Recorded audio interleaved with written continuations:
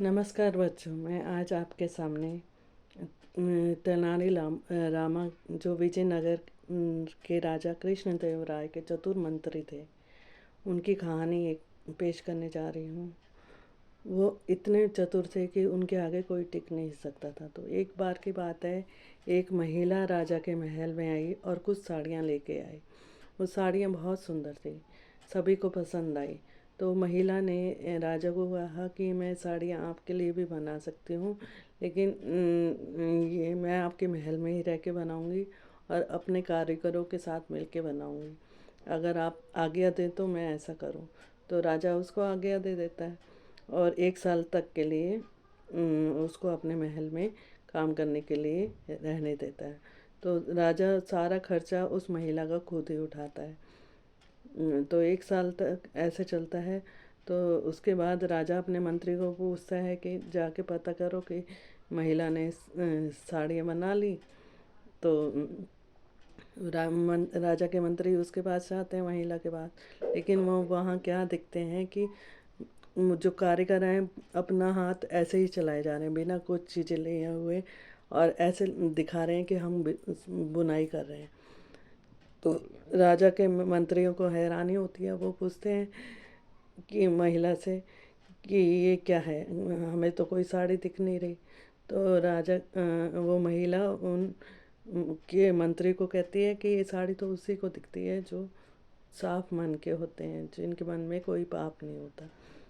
तो वो हैरान हो जाते हैं, लेकिन उन्हें राजा को भी कोई जवाब देना होता है, इसलिए वो महिला को कहते चले जाते हैं कि हमारे को साड़ियाँ दिख रही हैं। और वो राजा को भी यही कहते हैं कि हमें साड़ियाँ बहुत ही सुंदर बनी हैं और बहुत अच्छी बनी हैं। तो इस तरह से फिर अगले दिन राजा उस महिला को अपने दरबार में बुलाता है।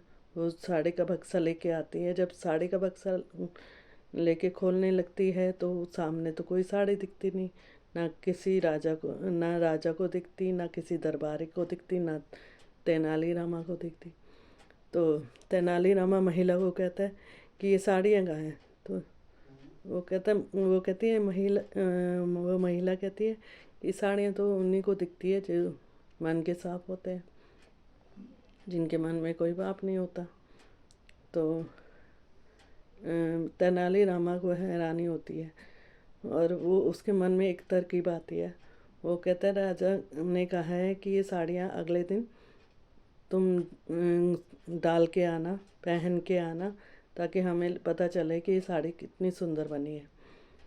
तो अब महिला के तो होश उड़ जाते हैं, क्योंकि साड़ी तो थी ही नहीं। अब वो माफ़ी मांगती है राजा से, कहती है कि मैंने तो कोई काम नहीं किया, मैंने कोई साड़ी नहीं बनाई इतने टाइम तक। राजा को बहुत गुस्सा आता है। वो उसे दंड देता है और उसे महल से निकालने के लिए कह देता है, महल से निकाल देता है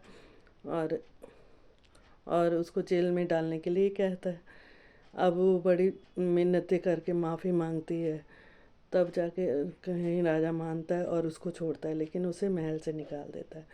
तो इस कहानी से हमें ये सीख मिलती है कि हमें झूठ बोलना नहीं चाहिए। पहली बात तो ठीक है, अगर बोला है तो वो ज़्यादा दिन तक झूठ नहीं चल पाता। एक ना एक दिन सच सामने आ जाता है। इस तरह से ये कहानी हमें झूठ ना बोलने की शिक्षा देती है। उम्मीद है आपको ये कहानी पसंद आई होगी। धन्यवाद।